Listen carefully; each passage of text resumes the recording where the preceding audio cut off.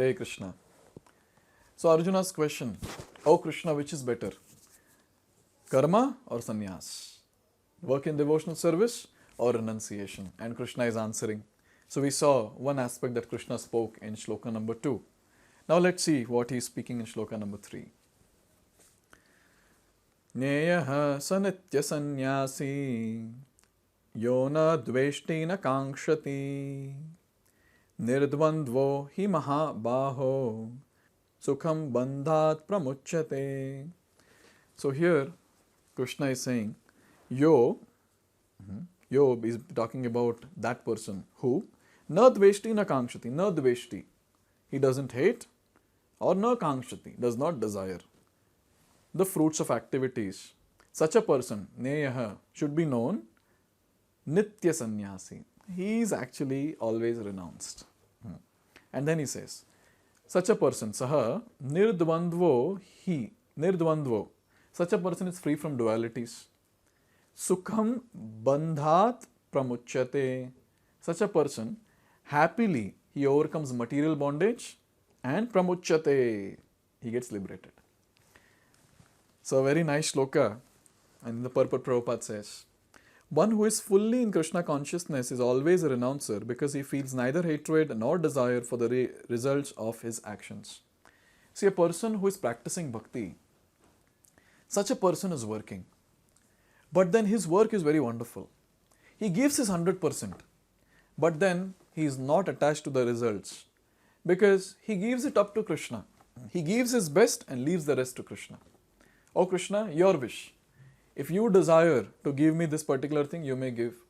If you don't desire, you may not. It's all your sweet will. And I am okay with anything. Why? Because I am your eternal servitor. Just imagine if someone can get this mode, life will be so simple and easy. So it's very important, to understand this point, that we are servants of Krishna. We have to give our 100% and let the master decide. Let the master decide what results to give. So such a person is not attached, basically he doesn't desire or he doesn't hate also. Whatever results come, theek hai, that's okay. Then he says, such a renouncer dedicated to the transcendental loving service of the Lord is fully qualified in knowledge because he knows his constitutional position in his relationship with Krishna. So how come he is able to do this service? Because he is completely clear about his position. He is not in illusion thinking, okay, I am this person, I am that person, I am so great in the society, oh, I am the one who is leading the entire family, oh, I am this, I am that, nothing like that. He knows it very clearly. What he knows? That I am servant of Krishna. Jivera swarup hoy Krishnera nitya das. Whose das I am? I am Krishna's das, I am Krishna's servant. Why? I am part and parcel of Krishna. Mamayvamsha jiva loke jiva bhuta sanatanaha. Krishna is saying in 15th chapter of Bhagavad Gita that Mamayvamsha, every living entity in this world is my amsha, O Arjuna. It's very clear. So if this is the case, and if this is very nicely realized by a person, so he becomes very much connected to Krishna. He knows that his master is Krishna and he being the servant, he is supposed to serve Krishna. And when this knowledge is established, this is called as perfect knowledge. So that's what is told. And then this point of he knows fully well that Krishna is the whole and that he is part and parcel of Krishna. And this knowledge that one is one in quality yet different in quantity is correct transcendental knowledge, leading one to become full in himself, having nothing to aspire to or lament over. See, when a child takes birth, he will share some qualities with the father. He inherits various qualities from his father. We might have seen, we might have noticed how the father behaves, some traces will be there in the child also. But then can we say that the child is father? That will be foolishness. Similarly, we all are one with Krishna. In what? In quality. Krishna is Satchit Ananda Vigraha. Krishna is eternal, he is full of knowledge and always blissful. And same is the case with us. We as spirit souls, since we are part and parcel of Krishna, we are one in quality with him. We are also Satchit Ananda. But then we are stuck in this body which is Asat, Achit and Nirananda.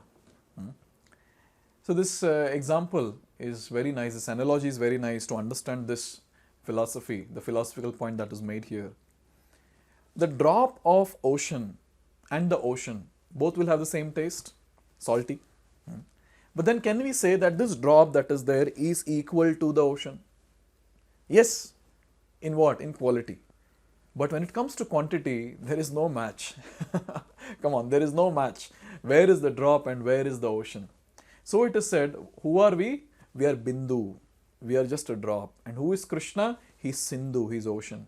So there is no match. When people say that I will become God, so we can just say, no, you will not become God, but you are actually becoming a fool. Because no one in this world can become God. Anyone who says that I am becoming God or I am God, basically that person has lost his intelligence. He can be easily called, very safely called a mad person, because he is not understanding the reality. And this is what the Mayavadis do. The concept of oneness with Krishna is incorrect because the part cannot be equal to the whole. Now this is very clear. Can a drop of ocean be equal to ocean? No. In quantity it can never be equal. So it is said, so it is very clear that this particular philosophical point that we just made, that we are one in quality with Krishna, but we are different in quantity with Krishna. We are Anu or Bindu, he is Vibhu or he is Sindhu. This particular philosophical point is technically called as Achintya Bheda Bheda Tattva. So this is something which is given in this wonderful sampradaya of Brahma Madhva Gaudiya Sampradaya. And then a nice point is made here that there is no duality in his mind, because whatever he does for Krishna. Being thus freed from the material, from the platform of dualities, he is liberated even in this world. Now, it's not that one gets liberated only after leaving the body. Sometimes when the statement is made that, oh, that person attains mukti, so the only thing that comes in the mind is, oh, he died? So it's not that only when a person dies he can get mukti. A person can be in this body and still be liberated, untouched by the dualities of this world. How? Because when we start working for Krishna, what happens is, the person's focus is not that what he is getting. The person's focus is Krishna getting pleasure or not? And he is just endeavoring towards that. I want to give pleasure to Krishna. And so he is freed from dualities, because all the time he is just thinking, how can I give pleasure to Krishna? How can I give pleasure to my Guru? And he is ready to do anything. It doesn't matter, is it summer, is it winter? Oh, what will people say? Will they talk good about me, bad about me? Doesn't matter. So his consciousness is raised to a very, very great platform, and he is not affected by the dualities of this world. And when this happens, that person becomes free from material bondage.